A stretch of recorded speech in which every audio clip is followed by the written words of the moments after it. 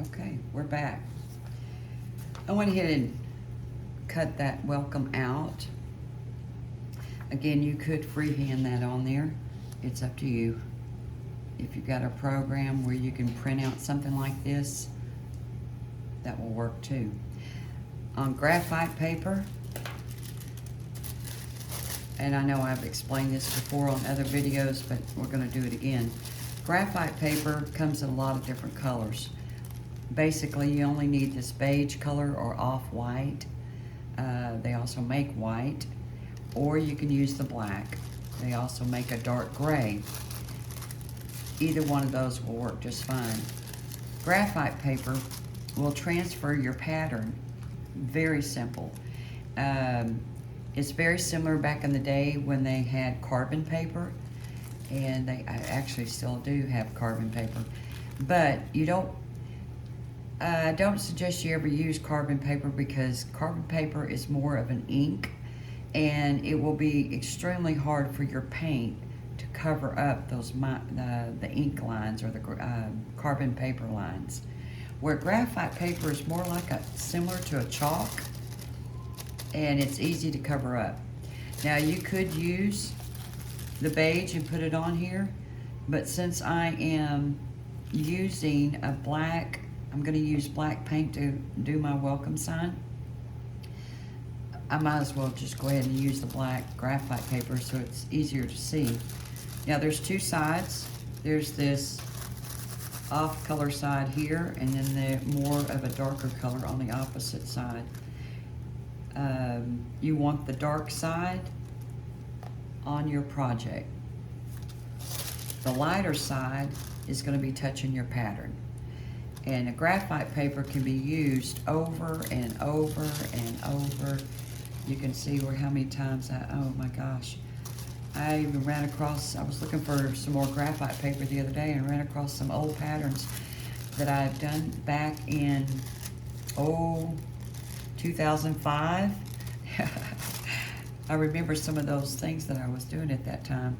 Anyway, okay, so what I'll do is I'll place my pattern about where I want it.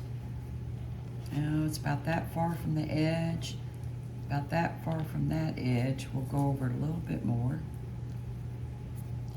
And the way I'm going to trace over my lettering or font is with what they call a stylus. This really comes in handy. It has for many, many years. It has a round metal ball at the tip, so it makes, when you're transferring a pattern over, it just slides better because of that itty bitty ball that's on there. It doesn't move. It's just the shape of the metal. Now you can use a number 2 pencil as well, so you don't have to run out and try to find a stylus. But these do come in handy. If anything, the skinny end comes in handy because when your paint bottles come, you always get that plastic around here and it's hard to get off. So you can take this little stylus and it helps get it off. All right, so I think I'm gonna put it about right there. Actually, I do want it over more to the right because the project is heavy already with the bird on this side.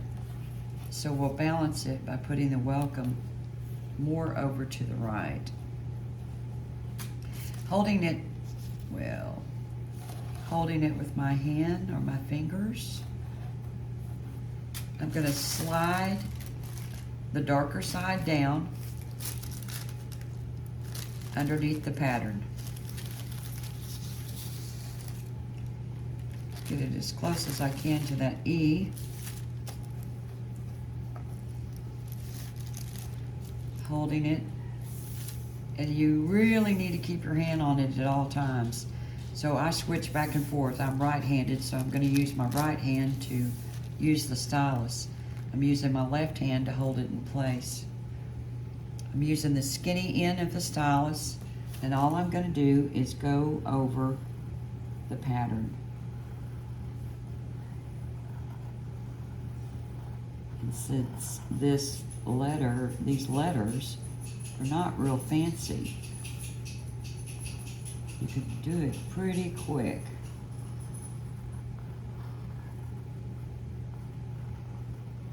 Let's see if it's transferring properly. I'm gonna hold my hand here and then I can look and see. I hope you can see that it's transferring just fine.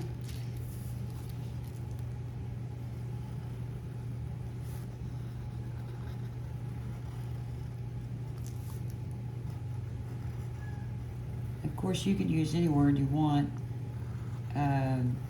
Welcome, autumn, fall, howdy, y'all. All kinds of things that you can add to your little pumpkin sign.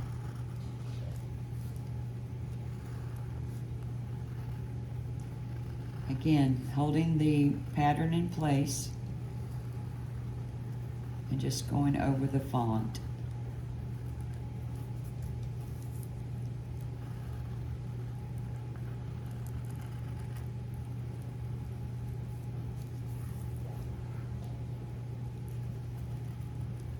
This is also a good time that folks could print it out on their vinyl, and you could add vinyl to your project instead of painting. I've seen folks do that as well. All right, just gonna check myself, make sure I didn't leave off any edges, which I could always just paint it in. Okay, there it is. And I won't keep you much longer. We'll just do a couple little, and then I'll fit a couple little letters, and then I'll finish it offline. All right, using my script brush, my black paint, I'm filling my paintbrush up really good, twirl it off.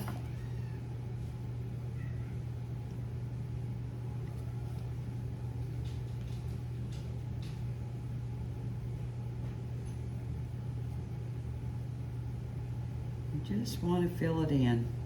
And the paint is a little bit dry now, so we're going to add a little more water to it.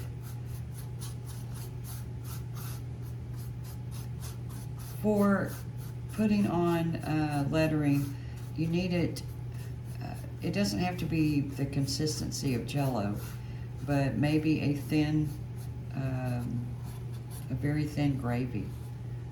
That works out good. I've got a little hickey here, and that's okay. We'll just make it, the letter, a little bigger.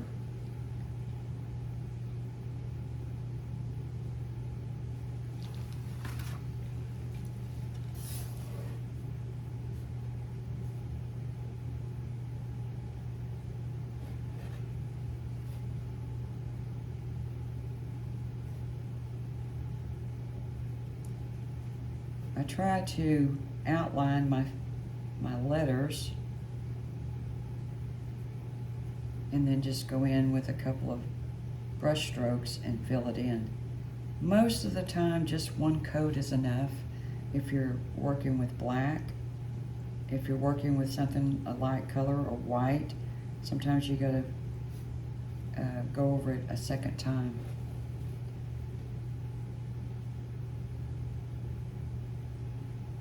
Again, you can hold your breath, and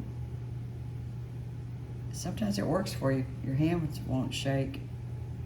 But you know, if it is a little shaky, it doesn't matter. It's a painting you've done, and be proud of it.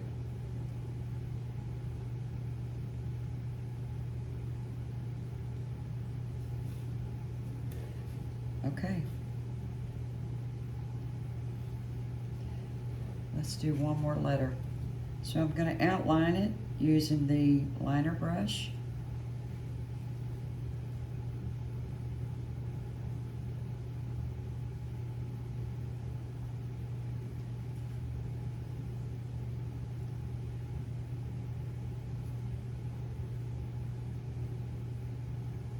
And we're just going to fill it in.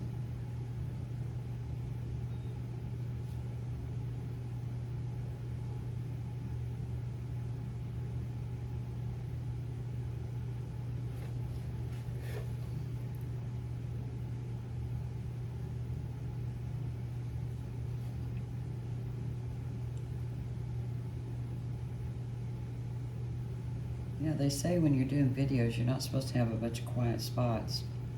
I think it's rather nice. Y'all have got to get tired of hearing my voice after a while. I was telling a friend of mine the other day, I was reviewing one of my videos to make sure everything was pretty much in place and ready to post. And I fell asleep. Yes, I fell asleep at the sound of my voice. That's so funny. Back in the day, I used to train tellers. I worked for many banks over many years ago, and I used to train tellers, especially brand new folks that had never been a teller before. Back in the day when it was a big deal to work for a bank, and you had to wear pantyhose and heels and suits. Yeah, that's back in the day. And you were proud. You're very proud to work for a bank. Anyway, I would train the tellers. A lot of times when I'd be hired on in a bank, that was my job. The position was to train the tellers, and I loved it. Loved it. My heart would just break for some of them. As they're counting the money, their hands would just shake so bad. And these were young people. They were so scared out of their mind. And I'd try to reassure them, it's going to be all right. You get through the first week, you're going to be fine. Anyway, trained quite a few people back in that day. Now I love training people how to paint and garden. Okay, I think that's it for now. I'll finish this offline. I don't think, I think maybe, wait one more second. What we could do is grab a little bit of that dark brown paint and water it down. Because it just dawned on me when I looked at that pumpkin. Dark brown paint, water it down really well because we're going to make a shadow of where that vine is. And again, you can stop and say you're done. Or you can add a little something and it just gives it more character. Okay, let's say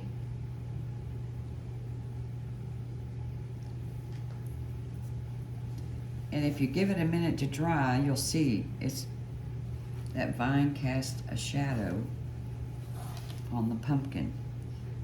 Where else can I do one? Let's do one right across here. Stop right at the edge.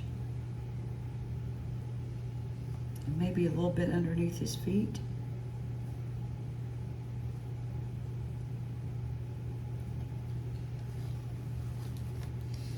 Maybe a little bit more down here by the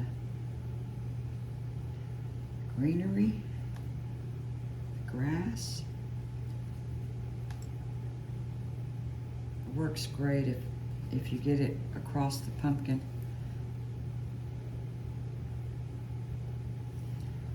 You just see a little touch of it. Again, just kind of makes it a little bit more interesting. Okay, I promise, that's it. Poke me, I'm done. Y'all have a wonderful day.